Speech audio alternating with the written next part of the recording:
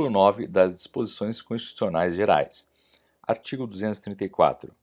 É vedada à União, direta ou indiretamente, assumir, em decorrência da criação de Estado, encargos referentes a despesas com pessoal inativo e com encargos e amortizações da dívida interna ou externa da administração pública, inclusive da direta. Artigo 235. Nos 10 primeiros anos da criação do Estado, serão observadas as seguintes normas básicas. Inciso 1. A Assembleia Legislativa será composta de 17 deputados, se a população do Estado for inferior a 600 mil habitantes, e de 24 se igual ou superior a esse número, até 1.500.000. Inciso 2. O governo terá, no máximo, 10 secretarias. Inciso 3. O Tribunal de Contas terá 3 membros nomeados pelo governador eleito, dentre brasileiros de comprovada idoneidade e notório saber. Parágrafo 4º. O Tribunal de Justiça terá 7 desembargadores. Inciso 5. Os primeiros desembargadores serão nomeados pelo governador eleito, escolhidos da seguinte forma. Alínea A. 5 dentre os magistrados com mais de 35 anos de idade, em exercício na área do novo Estado ou do Estado originário. Alínea B. 2 dentre promotores nas mesmas condições e advogados de comprovada idoneidade e saber jurídico, com 10 anos, no mínimo, de exercício profissional, obedecido o procedimento fixado na Constituição. Inciso 6.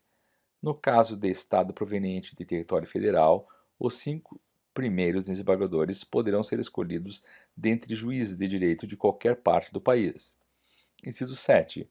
Em cada comarca, o primeiro juiz de direito, o primeiro promotor de justiça e o primeiro defensor público serão nomeados pelo governador eleito, após concurso público de provas e títulos. Inciso 8.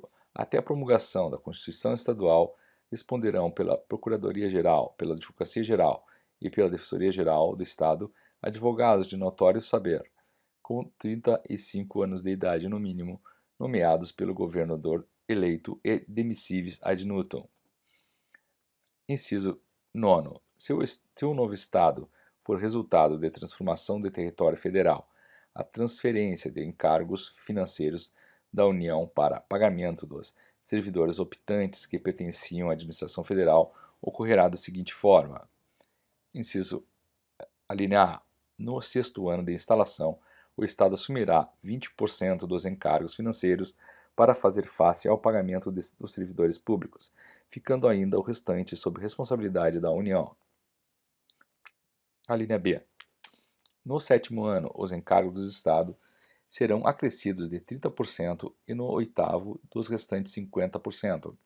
Inciso 10. As nomeações que se seguirem as primeiras para os cargos mencionados nesse artigo serão disciplinadas na Constituição Estadual.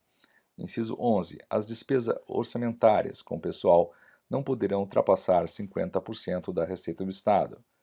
Artigo 236. Os serviços notariais e de registro são exercidos em caráter privado por delegação do poder público. Parágrafo 1º.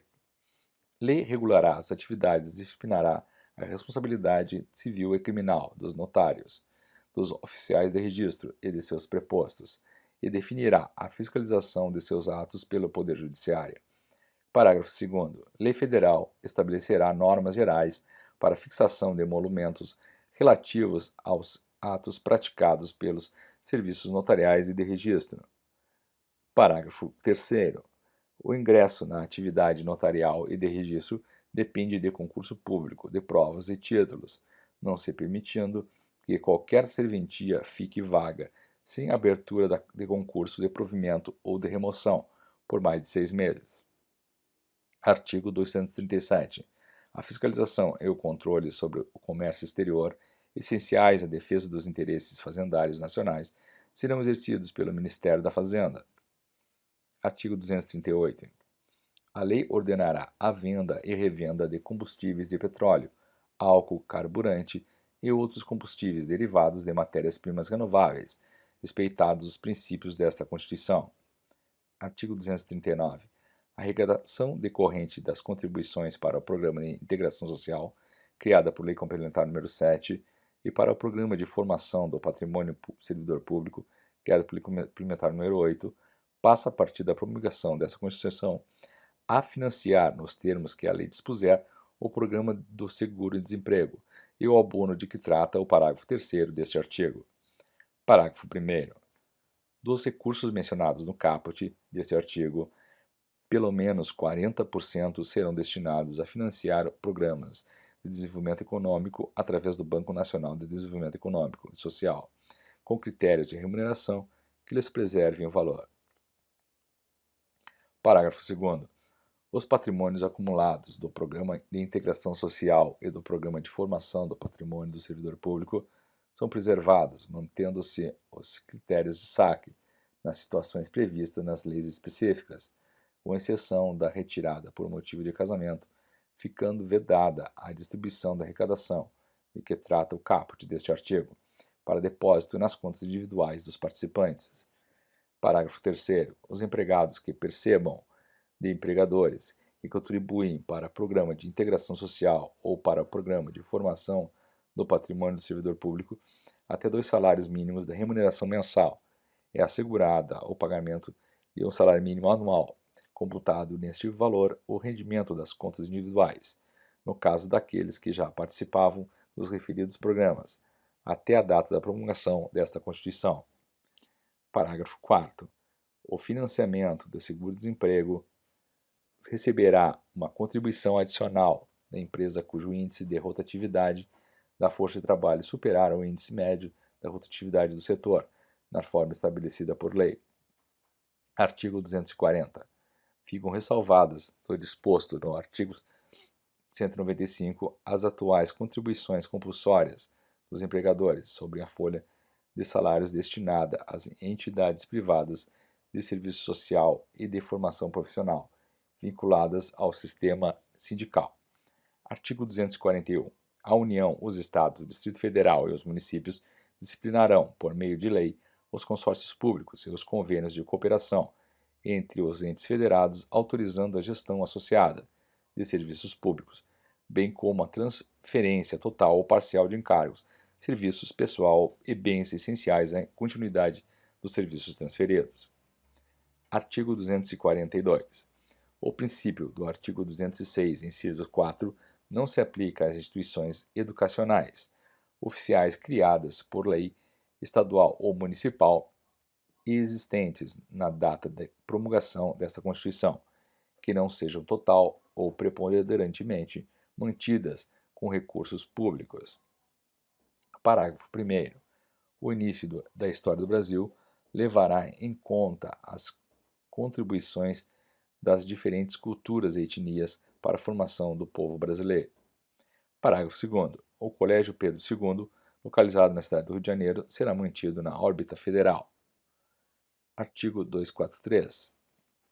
As propriedades rurais e urbanas de qualquer região do país onde forem localizadas culturas ilegais de plantas psicotrópicas ou exploração de trabalho escravo, na forma da lei, serão expropriadas e destinadas à reforma agrária e a programas de habitação popular, sem qualquer indenização ao proprietário e sem prejuízo de outras sanções previstas, observado no que couber o disposto no artigo 5º. Parágrafo único. Todo e qualquer bem de valor econômico apreendido em decorrência do tráfico ilícito de entorpecentes e drogas afins e da exploração do trabalho escravo será confiscado e reverterá a fundo especial, com destinação específica na forma da lei. Artigo 244. A lei disporá sobre adaptação dos logradouros, dos edifícios de uso público e dos veículos de transporte coletivo atualmente existentes, a fim de garantir acesso adequado às pessoas portadoras de deficiência, conforme o disposto no artigo 227, parágrafo 2º.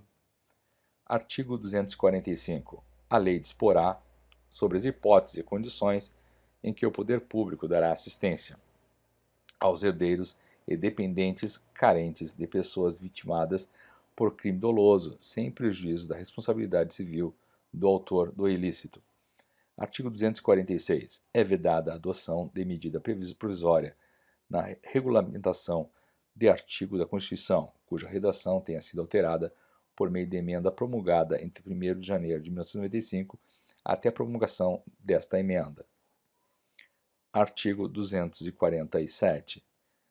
As leis previstas no inciso 3º do parágrafo 1º do artigo 41 e no parágrafo 7º do artigo 169 estabelecerão critérios e garantias especiais para a perda do cargo do servidor público estável, que, em decorrência das atribuições de seu cargo efetivo, desenvolva atividades exclusivas do Estado.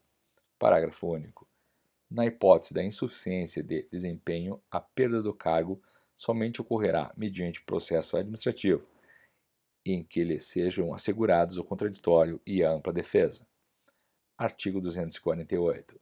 Os benefícios pagos a qualquer título pelo órgão responsável pelo regime geral de previdência social, ainda que a conta do Tesouro Nacional, e os não sujeitos ao limite máximo de valor fixado para os benefícios concedidos por esse regime, observarão os limites fixados no artigo 37, inciso 11.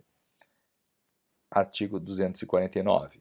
Com o objetivo de assegurar recursos para o pagamento de proventos de aposentadoria e pensões concedidas aos respectivos servidores e seus dependentes em adição aos recursos dos respectivos tesouros, a União, os Estados, o Distrito Federal e os municípios poderão constituir fundos integrados pelos recursos provenientes de contribuições e dos bens, direitos e ativos de qualquer natureza, mediante lei que disporá sobre a natureza e a administração desses fundos.